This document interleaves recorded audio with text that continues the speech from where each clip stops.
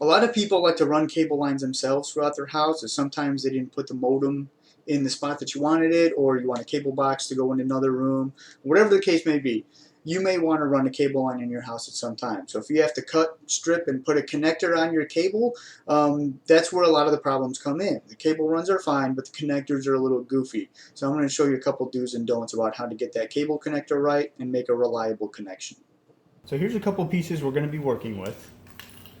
To start off with, I'm going to show you what a clean connector looks like. So once you're done, it should look like this with the stinger just barely poking out of the top. The white dielectric is kind of flush with that inside metal ring, and that's a good looking connector. So we're going to start this over so we can start the process over. So I do have a set of good professional cable strippers. These are always good to have. You need the right tools for the job, otherwise you might end up getting some freeze framing, some pixelation, some stuff you really don't want to have to deal with later once you think the job is done. We start off by spinning the strippers around the cable. We'll even squeeze it a little bit to get the whole jacket off. So we peel it off, you see all of the braid is still there. Now we want to take that braid and peel it back. We don't want the braid to touch the stinger. These are technically two different conductors. This is like a positive and a negative. So if this braid touches that stinger, once you have the connector on, you're going to have a short. And a short circuit, really in any electrical system, just is not going to work. Luckily in low voltage stuff, if you have a short, it just doesn't work. If you do it in high voltage stuff, you could start fires. So that's why a lot of people do low voltage by themselves, because the only risk is that it just doesn't work right. So now we've got the cable stripped, we've got the braid pushed down. What we're going to do is take our little connector. You can see there's another ring inside that hole there. What we want to do is try to fit this dielectric inside of that ring. If you move it around a little bit, it just kind of fits in. So it fits right over. You want to push that connector down until that white dielectric is flush with that silver ring on the inside there. Then you want to grab your tool to compress it or to crimp it. Now these are compression connectors, so we're using a compression tool. We're going to slip the stinger inside the little hole, and then we're going to compress the cable connector. And this makes it a watertight seal on the inside, and it also keeps you from being able to pull the connector back off. So you want a good tight connector on there. You don't want this thing falling off when it's in the wall or connected to your cable box or cable modem. You don't want the cable just slipping right out of the back of the connector. And that'll keep it nice and snug. Now, for what not to do. Start this cable connector over again. This is my backup set of strippers. Now these will work.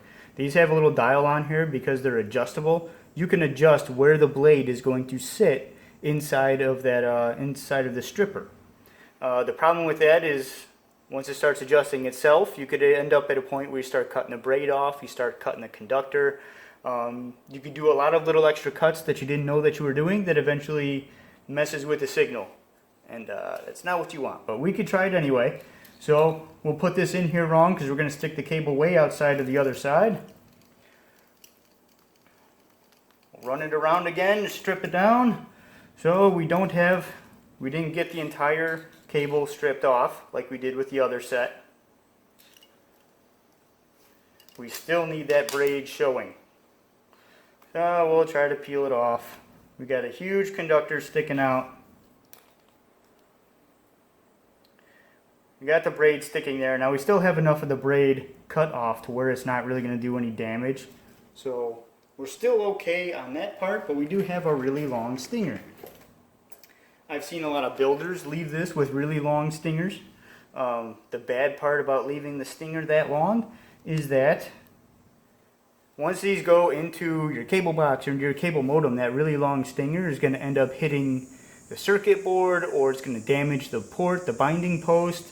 That could do a lot of damage. It could mess up frequencies. It really does bad things for your whatever device you're connecting it to. Even if you're connecting it just through a splitter or through a barrel connector, that really long stinger can mess up a lot of things and cause a lot of really quirky problems. So we want to cut that down almost flush with the end of the connector. Now on the inside, we still have the dielectric that's really flush with the ring, and none of that braid is touching. So we got lucky on this one, but sometimes when you use bad strippers and you strip the cable poorly, you have a lot of extra braid just kind of laying around, and that braid gets wrapped around the stinger.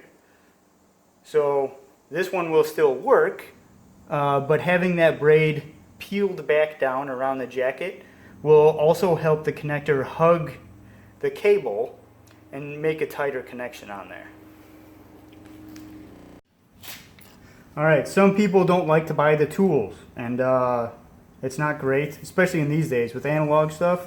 You can really get away with some bad cables and the stuff still works. So back in the day, you used to have people trying to strip these things with cable cutters.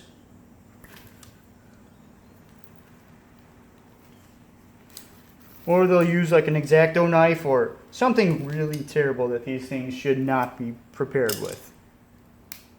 So you end up with something that looks like this.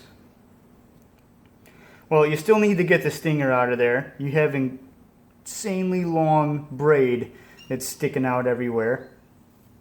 And you've got a dielectric that's really jacked up. It's really all squeezed together.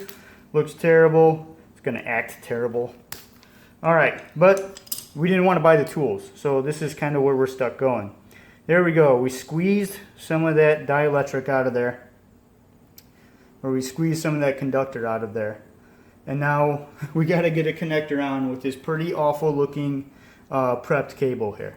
So we got another connector, same kind of connector. You know what, I'll even go ahead and kind of mess up this side, because I know a lot of people don't even peel that back when they're trying to do stuff on their own at home.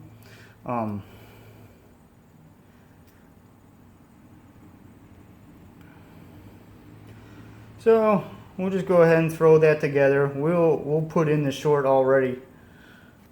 It gets harder to screw these up after you've been doing them for so long.